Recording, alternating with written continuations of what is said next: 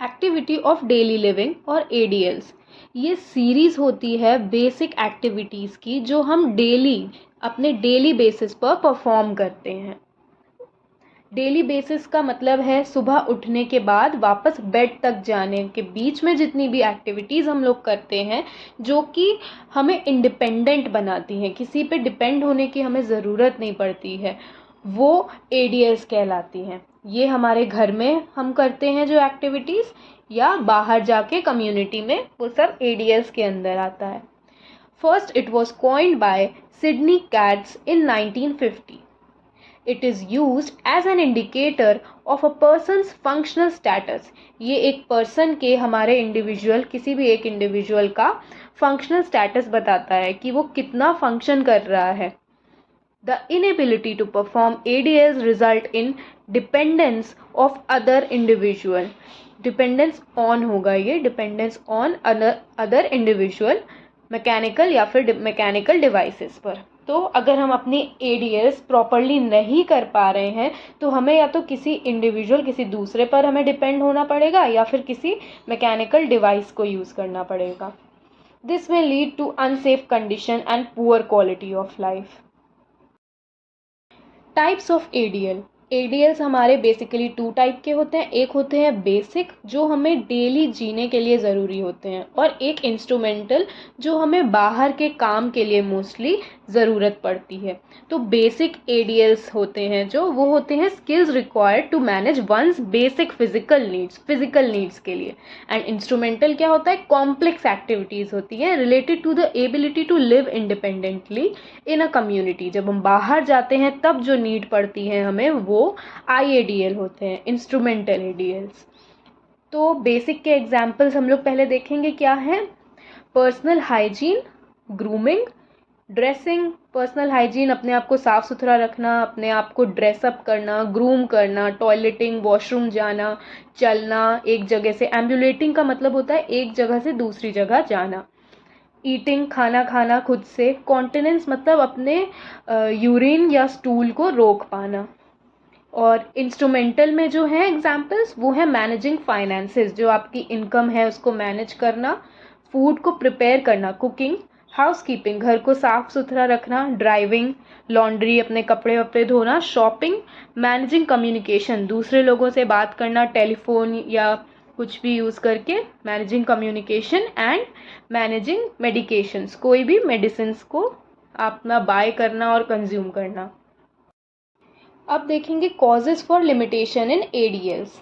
तो कौन से कॉजेज़ होते हैं जिससे एडीएल में लिमिटेशन आती है? तो वो मोस्ट कॉमन कॉज है एजिंग। जैसे जैसे एज बढ़ती है, हम वीक होते हैं, तो हमारे एडीएल सफ़र करते हैं उससे।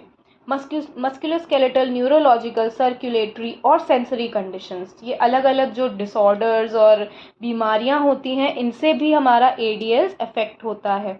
कॉग्निटिव और मेंटल डिक्लाइन, जैसे डिमेंशिया, एल्जाइमर्स, इन सब चीज़ों में हम भूल जाते हैं, कोई मेंटल कंडीशन होती है तो भी हमारे एडीएल अफेक्ट होते हैं। सोशल आइसोलेशन, आप घर पे बैठे हैं, कुछ कर ही नहीं रहे हैं, तो भी आपका इंस्ट्रूमेंटल जो एडीएल है, बाहर जाके करने वाले एक्टिविटीज़, वो डिक्लाइन हो जाते हैं। Side effects of medications, patients home environment, कोई मेडिसिन आपने ली, उसके बाद उसका कोई साइड इफ़ेक्ट हो गया जिससे आप कोई स्पेसिफिक चीज़ नहीं कर पा रहे हैं, या फिर पेशेंट का कोई इन्वायरमेंट जो कि उसके लिए अच्छा ना हो, जिसकी वजह से वो अपनी बेसिक काम नहीं कर पा रहा हो। Hospitalization and acute illness. Measurements of ADLs. Most frequently हम लोग जो स्केल्स यूज़ करते हैं एडीएल्स के लिए, वो है Katz index of independence, Lawton instrumental activities of daily living scale, और जो बाकी ये मोस्ट कॉमनली हम लोग यूज़ करते हैं, और जो बाकी यूज़ करते हैं वो है functional independence measures, FIM, Barthel's index of ADL, BAI, या फिर modified Barthel index. Clinical significance. Assists healthcare providers in assessing the patient's status, plan and intervene properly. मतलब कि हेल्थ केयर प्रोवाइडर्स होते हैं, ये एडीएल्स हेल्प करता है एक पेशेंट के, जो भी एडीएल्स होते हैं उसके थ्रू उसको डिसाइड करने में, जो हेल्थ केयर प्रोवाइडर हैं वो डिसाइड करते हैं कि पेशेंट को क्या चाहिए है, उसके लिए क्या ट्रीटमेंट प्लान होना चाहिए और क्या इंटरवेंशंस होने चाहिए। helps to determine whether the patient requires further rehab at home. Patient को क्या घर पे अब आगे रिहैब चाहिए या फिर कोई लॉन्ग टर्म केयर फैसिलिटी चाहिए है उसको, जो कि उसको घर पे प्रोवाइड हो सकती है. तो ये सब चीज़ों के लिए हम ADLs देखते हैं. Role of team work.